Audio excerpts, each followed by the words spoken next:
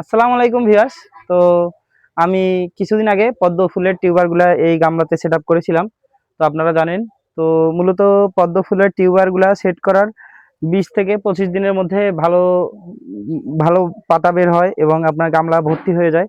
তো দেখেন, আমাদের এই পদ্ম ফুলের টিউবারগুলা সেট করার আজকে প্রায় আপনার 25 দিন প্লাস। তো 25 দিনের মাথায় আমার পদ্ম ফুলের টিউবার থেকে দেখেন কত সুন্দর পাতা বের হয়েছে। তো আশা করা যায় কিছুদিনের মধ্যেই এই গামলাটা ভর্তি হয়ে যাবে।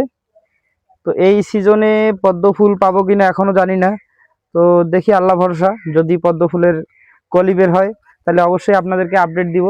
তো আপনারা যারা এই শোভাবর্ধক পদ্ম ফুলের গাছ গামলায় অথবা বালতিতে করতে চান, ছাদ বাগানের জন্য আপনারা এই পদ্ম ফুল করতে চান, তারা অবশ্যই করতে পারেন। এটা নিঃসন্দেহে খুব ভালো মানের একটা আইটেম, কারণ এই আইটেমটা আপনার ছাদ বাগানের সৌন্দর্য বাড়িয়ে দিতে পারে।